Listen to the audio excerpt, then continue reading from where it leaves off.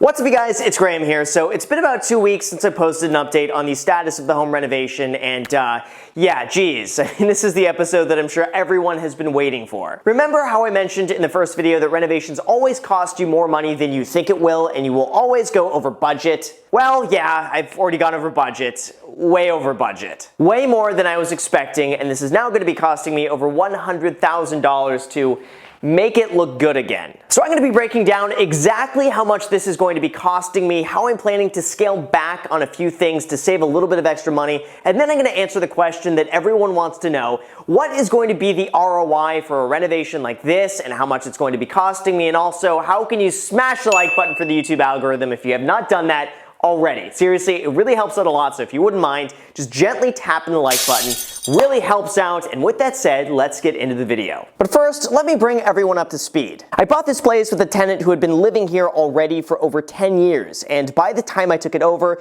the unit was in pretty much original condition, which is basically another word for it's a disaster and needs a lot of work. Well, those tenants left about a month ago, and that left me with a unit that needed an entire overhaul. And unfortunately, it really wasn't as simple as just replacing carpets and slapping some paint on the wall and then calling it a day. This unit is located in a pretty desirable part of Los Angeles, so in order for me to get top dollar, it needs to be done correctly and done the right way. And really, in order for me to do that, I had to rearrange the entire floor plan, add in another bathroom, replace all of the ceilings, and replace the kitchen from scratch, because the last one was just a no. But as we got behind the walls, I started realizing that things were going to be costing a lot more than anticipated. First, there were a few windows throughout the unit that needed to be replaced. Some of them are being replaced with a sliding glass door anyway, so it didn't make much of a difference, but others were not factored into the cost, and that begins adding up. Now, you might have noticed since my last demolishing video that it doesn't look like a lot has gotten done, and that's because it hasn't. All of the workers took time off for something called the holidays, I think they call it. I'm not too familiar with the concept. Just kidding on that. But in addition, things have been a little bit slow to get ordered in between the time between Christmas and New Year's, so not much has really gotten done. So besides it now looking a little bit more opened, and now officially we don't have a bathroom anymore, otherwise it looks the same. Although on the bright side, we use that time to finalize all of the permits for the upcoming work, so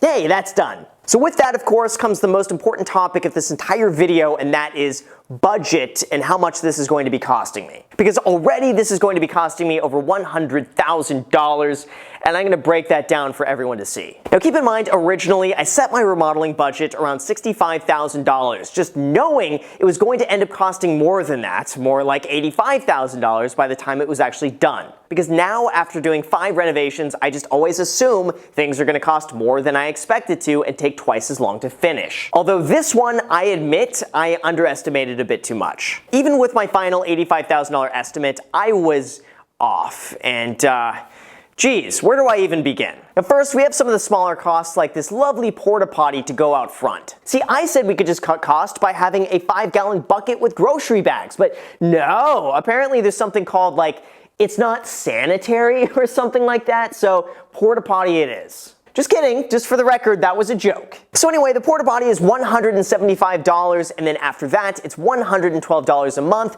just to sit there, or should I say, just to shit there.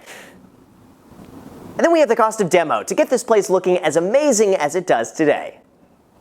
And so far, that costs $4,000 in labor and $1,000 in dumpster fees. And we're also still not done with trash removal either, as you can see from all of this, so we're probably going to need about 1 or 2 more dumpsters left after this to clear everything out. And then we got the other bigger, more expensive items on this list that really make up the bulk of the $100,000. Now the first is materials, and it's estimated that it's going to cost about $10,000 for things like framing and drywall and so on. Now I agree this seems a bit expensive, but we're putting some padding in this just to make sure nothing goes over budget beyond this. And then after that, we get to the real expense of this entire job that I grossly underestimated, and that would be the cost of labor. Now here's the thing, good labor is not cheap. Doing something like this is not as simple as hiring random people off the street and then paying them $15 an hour. On larger projects like this, it's so important to get people who are licensed and insured. That means they get workers' comp, they're covered in the event anything happens, and they're licensed in their trade to make sure everything is done correctly. Because of that, it adds up to the tune of about $50 an hour when you account for the cost of management,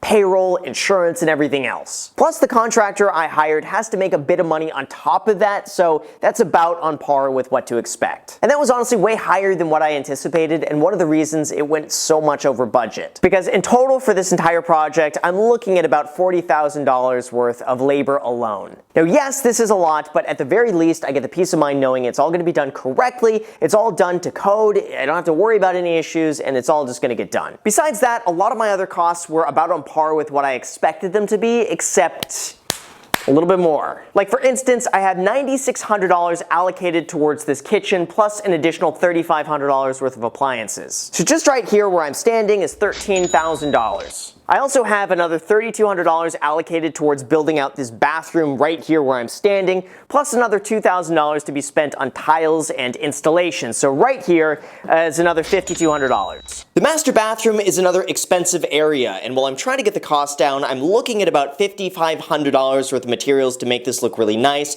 plus a little bit more for the cost of tiling. But we'll see where that ends up, and I'm hoping it's not that bad. In addition to that, we also itemized the cost of everything and added it up, and it's just too much to list. This includes the cost of building out the laundry area, buying new doors for each of the rooms, installing recessed lighting, building out the closets, all the hardware associated with that, and then a designer fee on top of that. So all in all, after everything was itemized line by line, we came to a grand total of just over $100,000. Now of course, if you know me, I'm going to pay close attention to where every single dollar is allocated and try to stretch the budget as much as possible. But also I have to pay close attention to the value of my time to try to see the bigger picture of where my time is best spent on getting the highest ROI possible. And here's the thing, and really what I haven't experienced before now, because in the past I would have managed an entire project like this myself. I would have met with different contractors personally, I would have priced them out individually, I would then go to meet with subcontractors, I would have then gone to purchase everything myself individually and then monitor each and every job to make sure it was done correctly. That is what I have done for my last 5 renovations, and as fun as that was to do, I gotta say,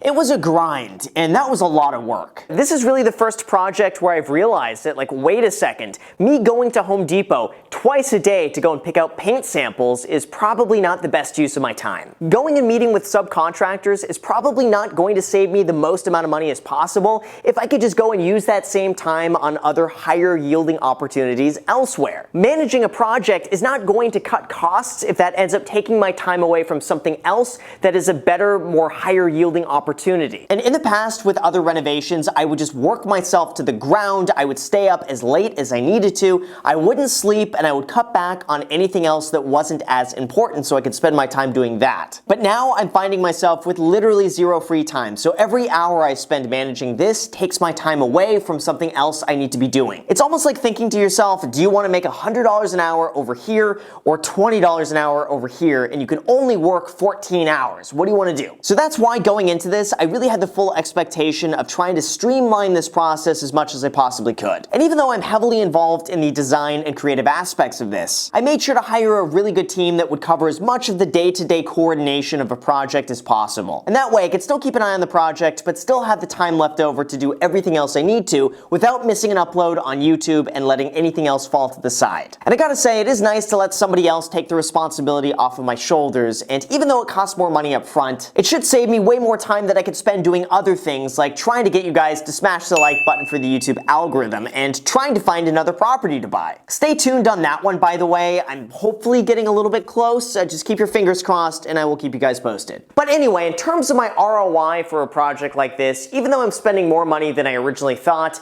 it's still pretty good. Like if I just went in to replace the carpet, slap some paint on it, and maybe spend $15,000 total on everything, I could likely get about $2,200 a month within a few days without any issue whatsoever. However, if I went all the way like I am doing now and spent $85,000 more than that, I could likely get between $2,800 and $2,950 per month or more depending on how the rental market is by the time this unit is going to be ready. That means an $85,000 investment can make me $600 to $750 a month more in excess cash flow, which still works out to be an 8.5% to a 10.5% cash on cash return on my money. Because honestly, there's no sense in just doing the bare minimum, trying to get a tenant to move in as quick as possible and then calling it a day. As a landlord, I would rather things be done right. I would rather get the best tenant possible, and I'd really like a tenant who appreciates all the work and money that goes into making a unit as nice as it will eventually look and really takes care of it as if it's their own. And to do that, I have to make it as nice as I possibly can.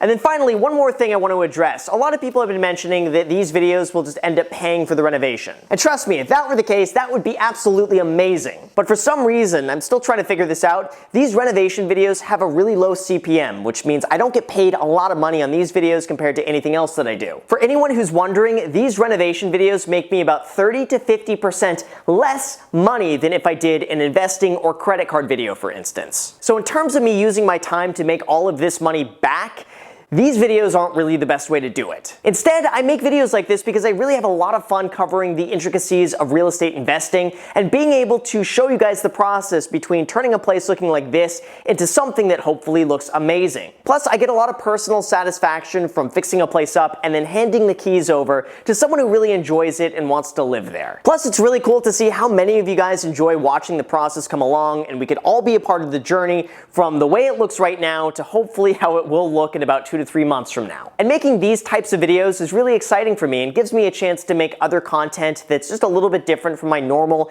investing, credit cards, stock market, real estate investing, normal content. So while yes, the views I get do bring in money that I then just go and reinvest back into real estate and remodeling videos like this, it's definitely not as much revenue as if I was in my garage talking about investing or the best credit cards to get or how to smash the like button for the YouTube algorithm. So at least from this perspective, I do make a little bit less money, but I enjoy it. It's really fun. Hopefully you guys enjoy it too. And that's the entire point of the entire channel. So I think that should cover all of the current questions that you guys have had here on the unit, and expect another 2 to maybe 3 more months and this unit will be done. So if you guys haven't already subscribed, make sure to do that down below so you don't miss out on any further updates here on the unit. And also, if you guys have any other questions you want me to address and answer, make sure to comment down below. I will read them and then answer them in the next video. And expect to see that video, by the way, in probably another 2 weeks when more is done here and there's something else to show you guys. So with that said, you guys, thank you so much for watching. I really appreciate it. As always, if you have not already subscribed, make sure to subscribe and hit the notification bell. Also, feel free to add me on Instagram. I post there pretty much daily, so if you want to be a part of it there, feel free to add me there. And also my second channel, The Graham Stephan Show. I post there every single day. I'm not posting here. So if you want to see a brand new video from me pretty much every single day,